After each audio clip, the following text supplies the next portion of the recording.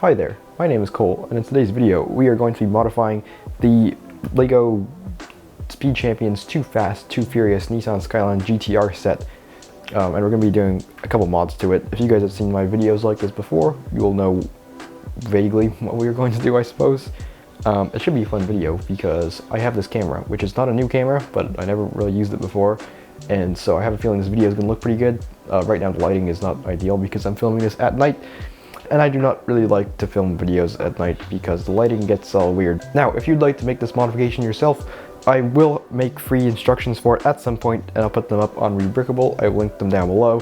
They will not be out as soon as this video is out because I'm filming this the night before releasing it, which is not something I like to do considering I'm going to have to edit this video immediately after this. But I will get them out there as soon as possible, and they'll be at the link in the description. This is not a tutorial video, this is just an entertaining video showing how I modified the set. This does require other parts that are not included in the set, so you cannot just do this with only parts in the set. This is not an alternate build. I think that's about it. So, quite a long time ago at this point, like over a year, when I first saw this set, I wasn't really a huge fan of the way it looked. When I actually built it more recently, I still was not a huge fan of the way it looked. Now, I should say, it looks fine. It's a very nice LEGO set, it's a very nice representation of the Nissan Skyline GT-R, and the vast majority of people are quite happy with it. I enjoy modifying my Speed Champion sets and building my own cars, as most of you guys who watched my videos before will know, and so that's what we're going to do today. I'm not saying this because I'm afraid of the LEGO group coming after me, which I don't think they do anyway, but simply because I want to emphasize that this is not a bad set at all in the first place. I did feel like there were some obvious things that could be changed to make it look better, including the wheelbase, or just the whole thing, which I felt was a bit too long, as well as the very large amount of studs over the front fenders, which, yes, I know this is LEGO has studs, but still, most of the other Speed Champion sets don't have this many studs, as well as most of my own models do not have this many studs, and thus I would like to try and clean it up a bit. So I decided to start the mod right there with shortening the car. Now this is actually very simple. Basically just ripped the kind of rear of the car off, removed a couple parts, and put it back together. In fact, I think I only took away parts for this. I don't think this required any extra parts. It did require a 1x6 tile up top and some 1x1 bricks for the side windows. I'm not going to provide the rest of the inventory like that. I think this just didn't require many parts at all. This does require that you remove the roll cage, which is kind of a cool detail, so that's a bit disappointing, but I never really look inside my Speed Champions models anyway, so I'm fine with it. Now, this also involves shortening the side door panel, whatever you want to call them, areas. This is one complaint that I will make about this set that is actually not a good thing. The stickers that this set comes with, while fine quality stickers, the gray does not match the gray of the car at all.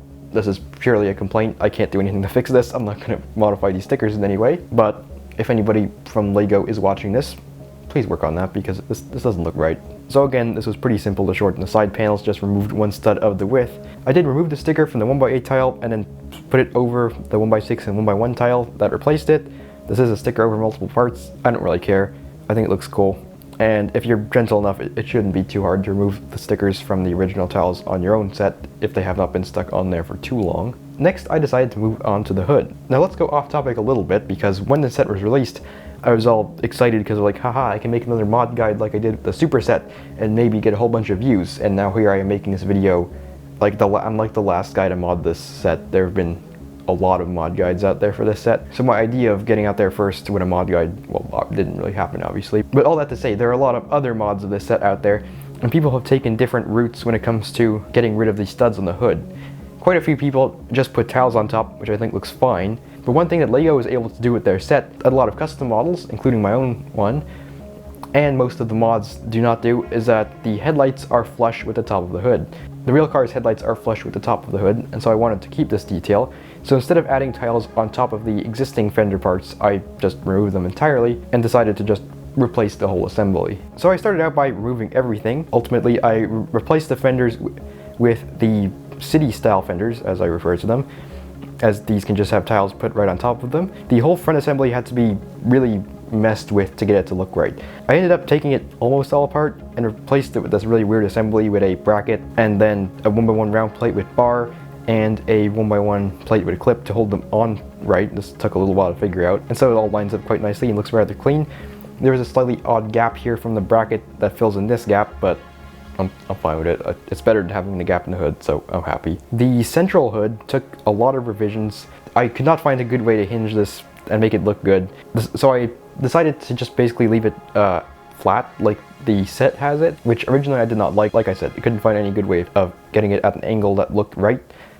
I eventually decided to just completely scrap this center part in the front grille, I suppose, to replace these panels with tiles because I just didn't like the way they looked. This took quite a while to figure out again, but I was able to come up with this quite nice looking and extremely ludicrously illegal design to hold all this stuff in place. It holds up fine. If you do not like illegal techniques, you can skip this. I do not care about legal techniques. While I completely understand that you would not want techniques stressing parts on your model, this is, I don't know, I just like the way this looks enough that I'm going to stick with it the way it is. Maybe there's a way to do this not illegally. Somebody please point that out in the comments if you know of a way of doing that, because that would be great. But yeah, I'm happy with it. I also changed up the design of the wing. The original one just looks kind of goofy, so I made this one wider. You'd think it would make it look more goofy, but somehow, I don't know, I feel like it looks better. Two things that I did end up keeping on the model are the kind of slant that the model sits at. I was considering getting rid of this, but that would really mess up a whole bunch of stuff, and so it's staying the way it is, and it looks kind of cool anyway. As well as these brackets along the side skirt. This is used on some official Speed Champion sets. I don't mind it at all. It's just that when you look at it like from eye level, they're quite obvious and they look rather odd.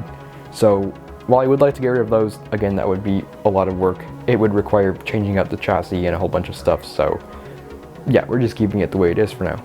And now I'm actually really happy with the way it looks. Now I really want to try some other non-Fast and Furious GTRs in this design, because if I'm honest, I'm not a huge fan of this Fast and Furious style one. And with that, that is it for this video. So I really hope you enjoyed it. I have some really epic stuff planned coming up soon, so keep an eye out for that. And so that is it for today's video. Thank you so much for watching, and I hope you will return for the next video.